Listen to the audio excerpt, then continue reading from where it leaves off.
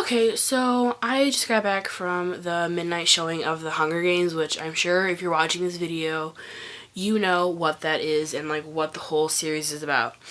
As a preface or a disclaimer, I have not read the entire series, but I do know what happens for the most part. Like, I know like main points and like just stuff like that. I read through the first one before I saw the movie. So, I mean, I knew walking into it like what my expectations were.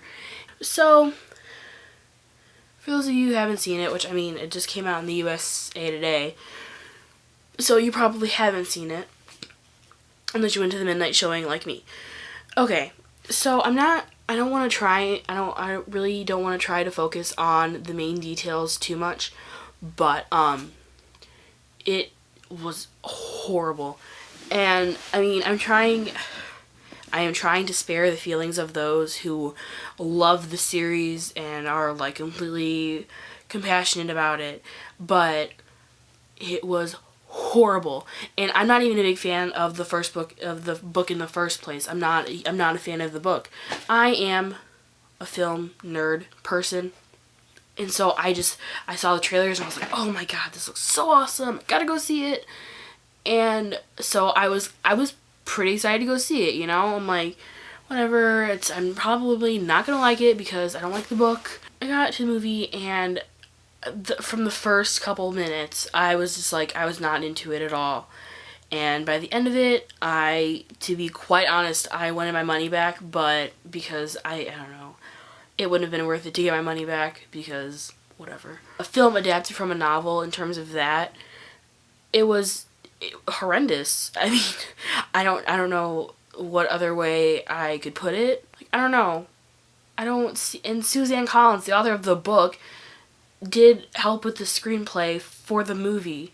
Like, I don't know. I think that if you are going to adapt a novel of yours into a film, like, you should have some type of creative control over it. Even though you're not the director per se, it's still a creation of your own. You should be a tough ass about it. I don't know. Like, stick up for what you imagine your characters to be. You should be able to tell people how you want your characters to be because it's your creation. Like, I mean, I don't like the books. Like I said, I don't like the books.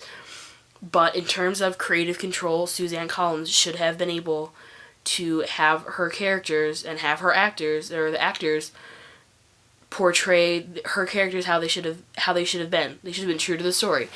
And I guess on the director's part, he could have told the actors to do something a little bit better. Like, some of the lines, like, they were literally, they sounded so forced. I cringed in my seat. I had my sweatshirt on. I put my hood over my head, pulled the strings, because I felt the awkward coming through the screen. Like, if that should not happen, to be honest. And let me just say, damn cinematography in the beginning, when they're like going through the woods, like, okay, I should be able to see what's happening. I shouldn't have to try and have my eyes dart around the screen because the cinematographer decided it'd be a good idea to show damn feet running in the forest. Who thought that was a good idea? I don't understand that logic.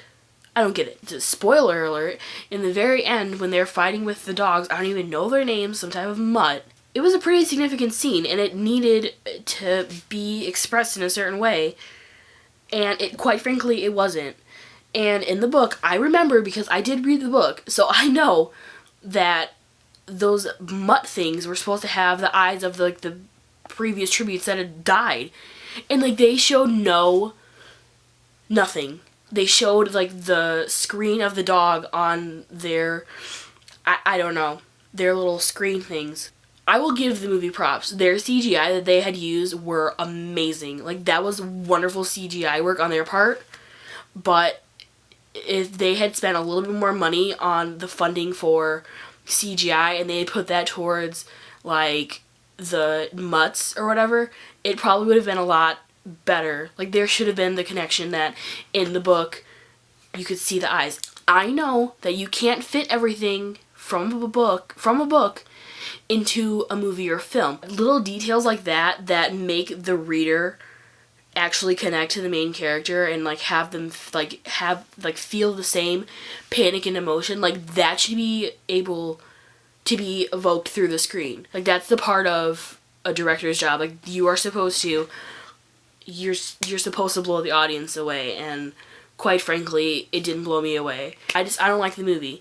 I still gonna go see Catching Fire and Mockingjay if they come out. I'm gonna put a link down here to videos that I found on YouTube that were by amateur directors and actors, and they did some scenes from the Hunger Games, and they were really, really impressive. Like, for what they had to do on, like, I'm assuming a relatively cheap budget, they really put in a lot of effort, and they deserve a lot of recognition for it. What I will say for the Hunger Games that I actually liked, and I thought that they did justice for, was Rue's death scene. I will admit, I was crying my eyes out. It was really, really good. I thought the casting was good in the film. Haymitch was perfect. I mean, I think he could have had more screen time, but I mean, I don't know. I understand that the Hunger Games is more of the actual games and stuff like that, but I mean, really, Haymitch kind of, like, he tugged everything along and, like, guiding them to survive, basically. Effie Trinket was spot on. Elizabeth Banks did wonderful. Lenny Kravitz, who played Cinna, he did his pretty good. What little screen time he had, he knocked it out of the water. He did really, really good. And like I said, Rue, the little actress who did Rue, I can't remember her name right now, but she was phenomenal. Like, I give her props for being able to pull off a role like that when she's at such a young age. I don't know. You're supposed to blow me away in films, and this one didn't, so. Quite honestly, I would just wait until this movie hits the red box.